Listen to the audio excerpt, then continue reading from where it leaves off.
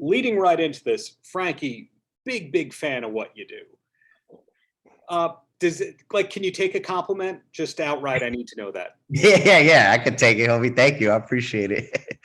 Okay, well, what I'm a fan of isn't just this fool, it's the Instagram fit videos, it's the podcast, it's basically all these things that kind of make you hard to define because you're a comedian, an actor, a creator, a host. You could argue an influencer because I've seen the Rockstar Energy video endorsement that you did there. Yeah. But was the plan all along to be doing this right now, this multifaceted career? You know what, man?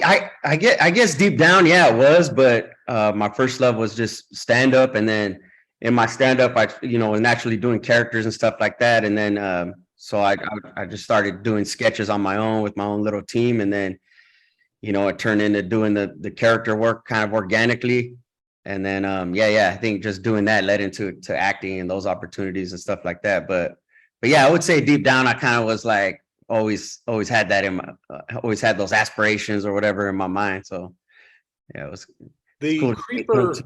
The Creeper Fit Instagram channel, I could just watch everything that Creeper does. That's what's up, homie.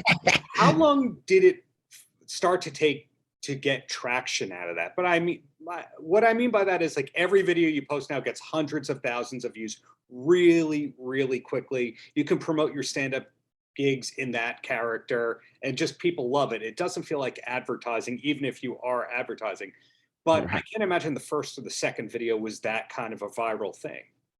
No. Actually, this past February was 10 years since the very first video I did as Creeper. And it was, it took me a while to find his real voice and polish him up. But he's based off my father. My dad's an old school cholo, and always had Chuck Taylors, Dickies, always a lowrider, but a great father. One of the most positive people I know. Just driving me to Little League practice in his lowrider and stuff like that. And so Creeper's kind of an extension of that, just like he's been through it, but his positivity is his lane. And so we did a video called Cholo Whisper, which was, he got rescued from the CRS, the Cholo Rescue Services, by this family. And that got like 500,000 views, and people were like, we got to make a follow-up. And I'm like, well, what's the next step? He's got to try to get a job. He's gonna have trouble getting a job. And in Cholo Whisper, he was already kind of doing some yard workouts in the backyard. And I was like, oh, I know he could teach a workout class in the backyard. And then all of that was mostly improv and just people, the people that were there were kind of just there on a fluke. And then I'm like, hey, get behind me. I'm going to do this workout class. And I'll just like let it. And then we put it out and it just spread like wildfire. And I was like, man, it was kind of just like this. And then once people got what Creeper was all about, it was kind of like this perfect mix of like, he's kind of like into meditation. He's into positivity. He also reps, he's a cholo. So like at the shows, there'd be like legit fitness instructors like bringing their classes with them to see the shows and stuff. So it was kind of a trip, man. And then I was getting messages from like Australia, like places where they don't even know what a cholo is, but they embrace the character for whatever reason. It was a trip, man. There was these two Australian dudes. They sent me a picture like them and their baby Joey, which is like a little baby kangaroo. They made him look like he's doing a cholo squat, and they're like, "Hey, like I was like, dude, this is crazy, homie." The whistling of the Creeper character blows me away because of how effortlessly you can, and I'm not soliciting whistle out of you. Have you been able to whistle your whole life? Oh yeah, I mean, it's a trip. I mean, I try to remember the first time, and I want to say I came out of the womb just like, hey, let's live life, let's go, but yeah, it's funny because some people will be like, oh, do the whistle, and I'll do it, and it's like, just very like, and they're like, oh, they're like, how did he do it? But it's just like, it just became such part of his whole thing, and it's kind of cool. Now, yours is of course my favorite Creeper character, but growing up watching terrible movies, Dolomite had the character Creeper the Hamburger Pimp. Any familiarity with that Creeper? No, yeah. That's funny you brought that up. Yeah. No, yeah. Oh man, I loved all that stuff. Yeah, but yeah. Man, the Dolomite, all that character stuff. But yeah, Creeper the Yeah, Creeper. There's an Old Dirty Bastard video where he's dressed up as Creeper. So that Creeper has his fans, but I think you currently have more Instagram followers than that or any other Creeper. Right. Yeah. No, I know there's other Creepers out there. Yeah, not just those, but yeah.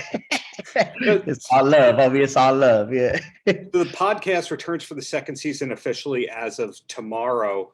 How far in advance do you write and record when you're doing the season of a podcast versus, say, a show like This Fool, which is months in advance?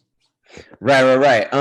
Yeah, we try to go, we try to get like at least get a few episodes ahead because, we do a lot of sketches and, there's the sound effects and all that. It's very time consuming.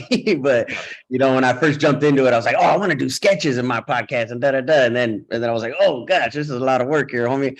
But yeah. So we're kind of ahead of the curve on that. We try to get them in the can like a month before, so we have time to sit with it and listen to it and make tweaks to it and add certain sound effects and stuff like that. But yeah, it's been cool, man. A great opportunity. And shout out to Will Ferrell and his team for giving me the opportunity and giving us a second season. But yeah, we try to get it we try to have time so we have at least a few weeks to sit with it so we can make tweaks to it and make improvements to it, because when you're doing all that stuff and timing and sound effects and characters and voices, you always find something that you can improve on. Yeah, so it's cool. Improvised but edited after the fact. Yeah, well, we script it out, but a lot of times once I'll get into character, once I'm on the mic, we'll end up like punching it up or improvising a lot of it. So yeah, it's cool, and then we edit it out and stuff like that. To launch the podcast, everyone, if you're stuck in a bad bar conversation, people say, oh, I should have a book, I should have a podcast, etc. You actually created a podcast, but was this the first attempt at actually creating the podcast, or were there like 7 incarnations to get to this? It was the first time. I mean, we had to do a pilot, and then we did the pilot and submitted that, and then we waited a while to hear back, and then they picked it up, thankfully. But I was wanting to do a podcast for a long time, but then I was kind of like, man, everybody has a podcast, and then it was guys like Tom Segura, stuff like that, who he's kind of one of the ones. He's like, no, dude, you need to do one. You need to make a podcast. He's like, I got he's selling out all those theaters and stuff like that. He's like, it's all from my podcast. He's like, maybe 5 years from now you'll be like, oh man, maybe I don't need a podcast. He's like, but right now people love it, man. They need more to listen to, actually. So I was like, okay, shit. So I started developing this podcast, and then kind of everything just lined up. The opportunity came at the right time with Will Ferrell's company under the iHeartRadio or iHeartMedia brand. And so yeah, I was kind of ready for it. I'm like, all right, let's do it. And so yeah, it just worked out, man. It's kind of funny in a way when I look at your career. Juggling successfully all these successful different projects that are all totally your brand. And most of these things 5 years ago, you wouldn't have been able to cull together a living from it. Like, think about it. Hulu was not the great hub for entertainment like it is now 5 years ago. It had some great shows. Very few of them kind of went viral. iHeartRadio, yeah, it existed, but is more like an app just to listen to different iHeart stations around the country, not so much the original podcasting end. So Will's company, although it had tons of success with Funny or Die and all that, and Gary Sanchez, not quite this podcast haven. So many things in your life, like the Instagram channels that we've talked about already with the Cholo Fit, 5 years ago, maybe not a thing. So it's admirable that you've evolved with the times as opposed to trying to find the old sitcom model, pretty much like every LA comic would do in the 70s and 80s. Right. Yeah, man. It took me a while, I had to get on board and evolve with it. And, I'm 42 now. So the whole social media thing I've been doing stand-up 16 years now. So all that stuff wasn't there in the beginning, so I had to like kind of get hip to it and do my thing. And, I know Creeper has a huge Instagram following, but, a lot of that stuff is like, I'll only do, like you saw the Rockstar energy drink, if they let me do it my way and it feels organic. Like, I don't want to just be like, hey, buy this, people, like like, I like to just have him feel like chill, like he's personable and he's not just like this, hey, buy this, and I'll never knock anybody's hustle, do what you do. But like, the whole like TikTok thing and all that, it took me a while because I'm like, dude, I already got Snapchat and Facebook and Instagram. I got too many things. And, but then I got on TikTok, and now Creeper has, well, I don't know, whatever, 700 something thousand followers. And it's like, and I get people showing up to shows, my live shows, and they're like, oh yeah, we discovered you on TikTok and and I'm like, oh shit, well, so I'm like, all right, homie, you got to play ball, because now it's just like, if you're getting people to come see you, then that it is what it is. And it's fun, man, to just post stuff and do something real quick. And I love having stuff that has time to breathe and get into layers and stuff like that. But I've learned to have more fun with just like, hey, let me do a quick little something, homie, and then bam, post it, and then like, it brightens people's days and stuff like that. So I'm like, yeah. So it's cool. But yeah, it's definitely something I had to learn to evolve with. But with that being said, it's been fun and it's kind of been a blessing, Well, the Rockstar Energy, what that reminded me of is Tim and Eric. I assume you're familiar. You're like 1 degree removed from Tim and Eric. Oh yeah. No, I did a show with their Absolutely Productions company before. So yeah. Okay. I'll see Tim this Thursday, actually. Yeah. So we know each other. Office Hours Live. Got it. Yeah. So did you ever see the Totino's pizza rolls ad that they did? Yeah, I did. Where what I loved about it is you're totally incorporating the product like they did with that. You're kind of making fun of it in a playful way. Like when you cut the slit in the weight bench and you start making it talk. Right. Where it's the kind of thing where whether you like the product or you don't like the product, you still want to watch it. Yeah. So did that lead you to start to go, what other advertisements can I do? Yeah, it does, man. It's like, it definitely gets the wheels spinning, you know what I mean? Because obviously they have budgets and stuff like that. I'm like, all right, if you're gonna give me some money to just do something I want to do anyway, then I'll take it. But if it's like, we'll give you this, but you have to do it this way or something like that. If it compromises my, my brand or my character or something like that, then I'm thankful to be in a position where I could be like, no, I'm good. I'll pass on that or whatever. But yeah, it does have my wheels do spin. I'm like, when I see certain brands or advertisers, I'm like, oh man, like we could do that. We could do it this way. But yeah. So I guess I need to talk to my publicist. No, I was kidding. Well, besides all the credits I've talked about, within the last 2 years, it's a Super Homie special that he had on HBO Max. We've seen you on What We Do in the Shadows. You pop on animated shows all the time. So all these projects don't seem like they come out in a linear kind of way, because while you're doing that, you're also juggling stand-up on weekends. So how do you manage to get all these things done? Are you a big calendar and to-do list person? Man, like thankfully I have good representation, stuff like that. But I'm the homie that like, I'm constantly like, out here in the clouds. I mean, I'm an artist, I'm like, oh, hey, this and that. So I need those reminders. I need the email, I need the text, like, like they know they need to text me, like even right before this, like, hey, 5 minutes, you need to log on for the Hype magazine. I'm like, oh yeah, hey, because, I'm kind of all over the place, but yeah, it's definitely like, getting good rest. And, I just got back from Miami and then, kind of jumping into everything and just trying to find the places to channel my energy, because I have all these ideas and, this and that. But I would say just, meditation, homie. And just like, hey, like positive vibes and being at one with the universe and everything, you know what I mean? Like that really does help me out, because I've been up and down with all kinds of shit, so yeah. It's you're a comic. You have your highs and lows, and then you can't turn it off 2-3 hours after you come off stage. Yeah, homie. And I've been doing this a long time, so I've we know stand-up comics. I've had my battles with drugs and all that shit, and just like, you don't want that high to go away, so you end up partying with comics till the sun comes up, and then you're stressed out because you got so much shit to do the next day. It's like, all these things, So, I've been through that ringer, homie. And now I'm like, all right, I'm too old for that shit. Or I just, you got to find your center and find that balance. Yeah. So altogether, projecting further on you without solicitation here, it sounds like you are where you want to be, but you're still setting your sights even higher to have more projects going on. That's what I'm reading and hearing. Yeah, man. Like, I'm still like, because it wasn't, to me, it was only like what, maybe 5-6 years ago, I was still sleeping on my homie's couch, busting tables. So like, you know what I mean? Like everything just happened so quick that I'm still like, I still feel like that hunger, that thing. And then like, I'm like, sometimes I have to take a step back and be like, oh shit, you're on TV, you're on tour, you're doing all this shit. And like, it could get so, oh, sorry, I don't know if I'm allowed to cuss, but all good. It's like sometimes I have to take a step back and be like, damn, man, like, you made this all happen or whatever. Like, I'm a very like humble dude. I don't like to be, like cockiness or whatever isn't my thing. Like, even though, I could be like an insecure person, but one thing I'm confident in is like, I know that I was put here on earth to, whatever, represent and entertain or whatever, all that stuff. But like, but yeah, I do like, now I'm like, oh man, I want to make features with my characters.